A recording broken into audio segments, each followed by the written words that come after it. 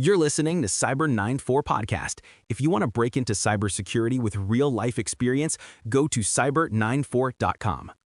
So, Chloe, the physical conflict in the Middle East is now, well, it's officially raging in cyberspace. Wow. The latest intelligence paint a pretty chaotic picture. Chaotic is definitely the right word, Ben. Yeah, We're looking at a surge of retaliatory cyber attacks. right. A report from Radware counted 149 Hacktivist-claimed attacks against 110 organizations in 16 countries, all within a 72-hour window.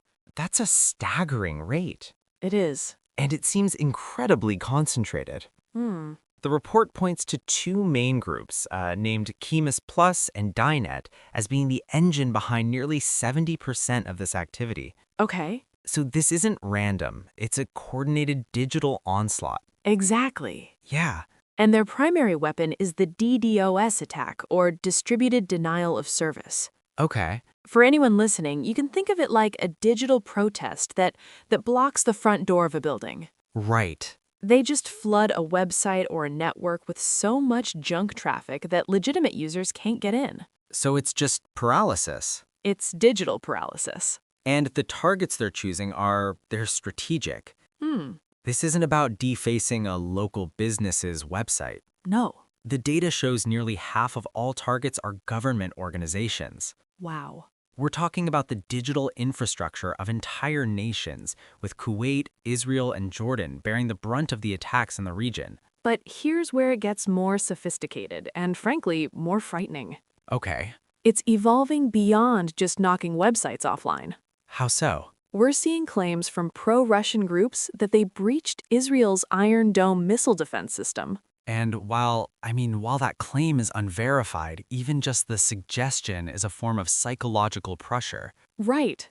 It's paired with things that are very real, like that malicious SMS campaign going around that uses a fake version of the Israeli Homefront Command's Red Alert app. That one is particularly insidious. Yeah, It manipulates people's fear, tricking them into downloading an app they believe will provide life-saving alerts. oh no. Instead, it installs a powerful surveillance engine on their phones. Wow. It turns a tool of safety into a tool of espionage. This is also where the line between hacktivist and state actor completely dissolves. Right. The article mentions Iran's Islamic Revolutionary Guard Corps, the IRGC, directly targeting the energy sector, specifically Saudi Aramco and an Amazon Web Services data center. The article mentions Iran's Islamic Revolutionary Guard Corps, the IRGC, directly targeting the energy sector, specifically Saudi Aramco and an Amazon Web Services data center. Flashpoint analysts said the intent was to, quote, inflict maximum global economic pain. And that's the multi-front war we're in now. Yeah, You have these seemingly independent hacktivist groups, but you also have known state-sponsored actors, like an Iranian group, UNC 1549, that's been one of the most active in targeting defense and aerospace. so, Are they separate? right. Or are they all part of the same playbook? A former FBI official, Cynthia Kaiser, made a fascinating point about that.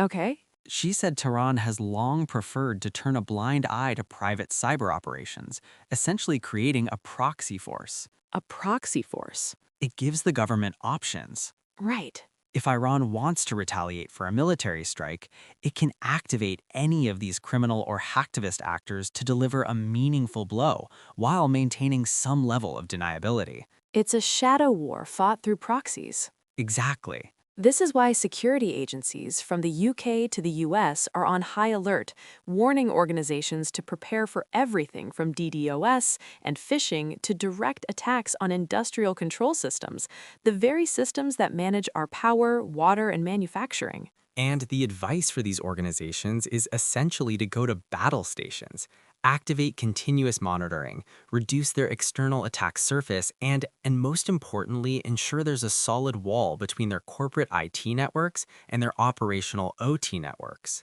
That's crucial. Because you don't want someone who phishes an accountant to suddenly have access to a power plant's turbine controls. Absolutely. Yeah, What we're witnessing is a real-time stress test of our global cyber defenses in the face of a hybrid war where digital attacks are as much a part of the arsenal as missiles and tanks. It really redefines what a modern conflict zone looks like. Now, here's a question we'd like you to think about.